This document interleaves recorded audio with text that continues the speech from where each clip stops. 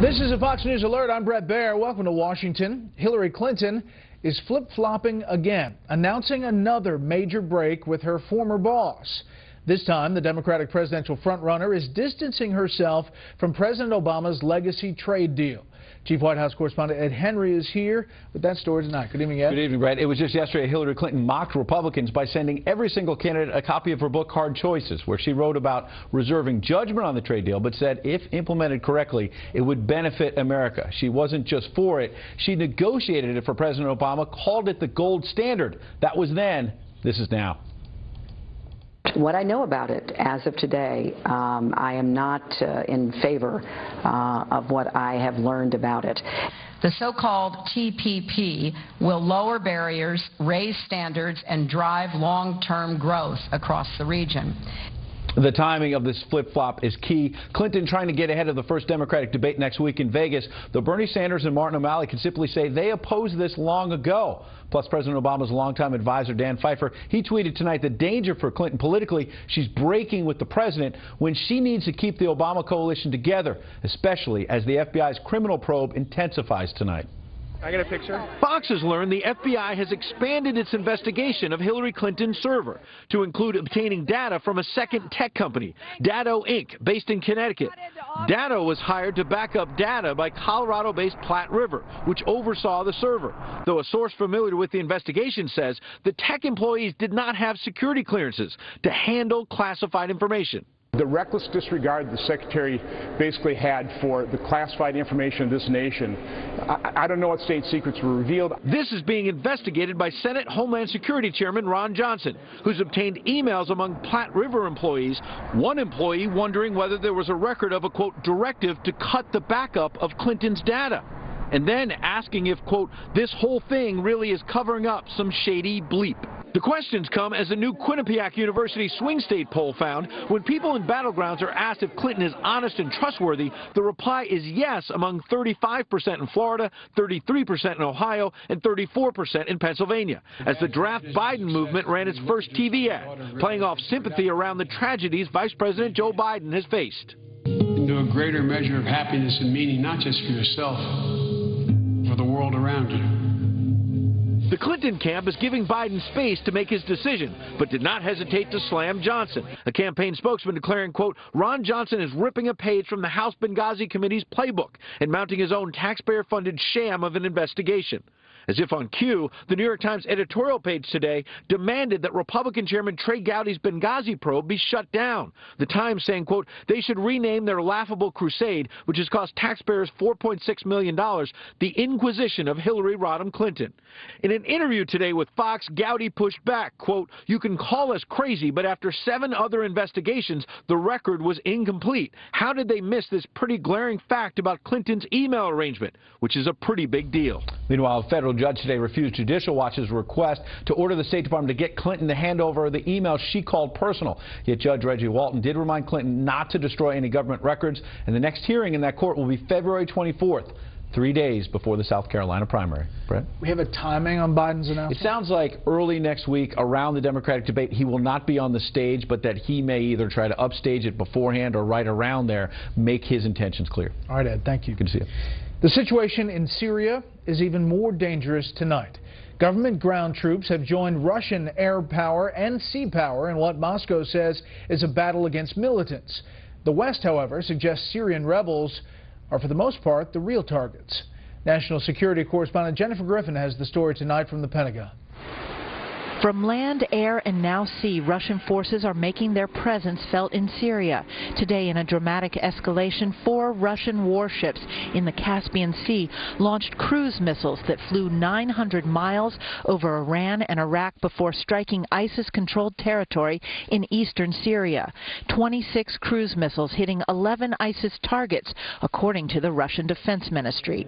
We carry out airstrikes only when we are 100% sure we will hit the target.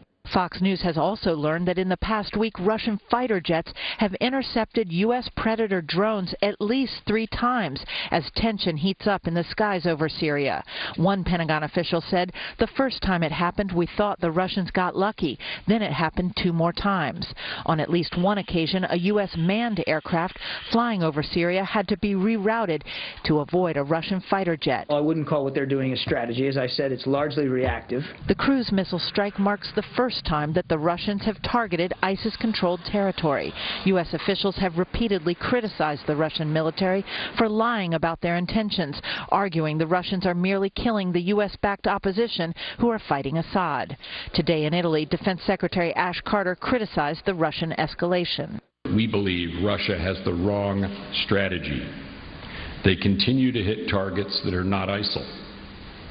We believe this is a fundamental mistake. Despite what the Russians say, we have not agreed to cooperate with Russia. The Russian Defense Ministry took a page from the Pentagon's playbook, saying it has grounds to believe the U.S. is not always hitting terrorist targets in Syria, as Russian President Vladimir Putin celebrated his 63rd birthday in Moscow. Of course it's too early to sum up the results, but what has been done so far certainly deserves high praise. The Russians have moved helicopter gunships to Homs, along with rocket launchers and artillery.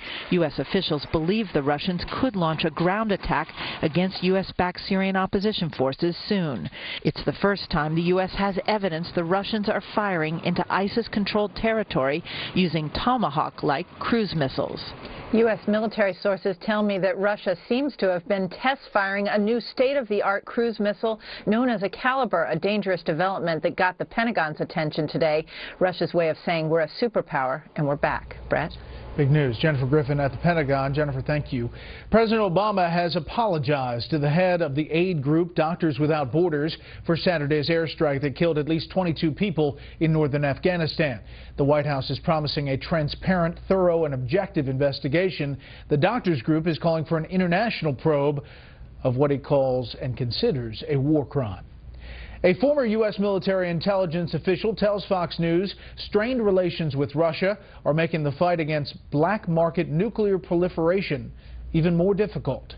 We are seeing tonight just how perilous that situation has become. Correspondent Benjamin Hall has the story from London. A newly disclosed sting operation by Moldova's police and the FBI has uncovered a smuggling ring operating in the backwaters of Eastern Europe, offering to sell radioactive material.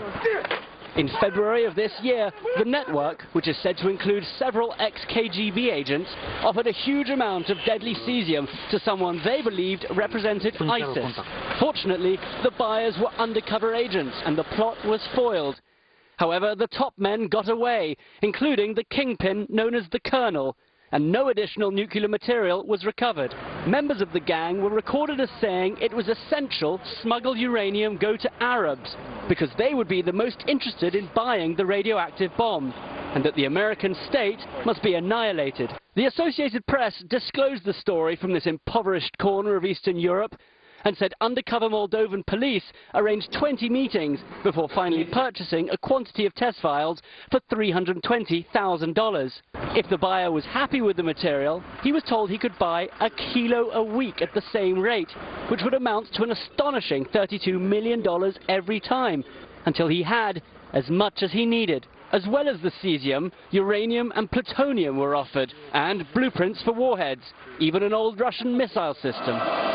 The gang told undercover agents that they had gained access to this equipment in Crimea, which had been annexed by President Putin months earlier. It's long been said that the market for such materials in this region exists because of the sheer scale of ex-Soviet stockpiles, and smugglers in the region work freely.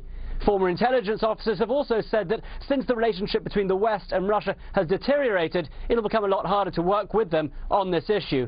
Brett? Benjamin Hall in London. Benjamin, thank you. Up next, Donald Trump saying nice things about his opponents on the trail in Iowa and new polls in the race. First, here's what some of our Fox affiliates around the country are covering tonight. Fox Carolina in Greenville, with the death toll from the weekend storms rising to 17 in South Carolina. 2 people died in North Carolina. Officials in Richland County allowed some people to return to their homes after evacuating early this morning because of a dam that was expected to but did not collapse. Fox 30 in Jacksonville, Florida, as the National Transportation Safety Board begins its investigation into the apparent sinking of a cargo freighter in the Atlantic during Hurricane Joaquin. Officials say they hope to find the data recorder from the El Faro, which is believed to be under 15,000 feet of water off the Bahamas. The Coast Guard says it is ending its search for survivors. And this is a live look at Chicago from our affiliate Fox 32. The big story there tonight, a fire at a 92-year-old church on the city's south side. About 150 firefighters responded to that blaze at the Shrine of Christ the King Church. There were no reports of injuries. A fire department spokesman says the fire appears accidental. That's tonight's live look outside the Beltway. From Special Report, we'll be right back.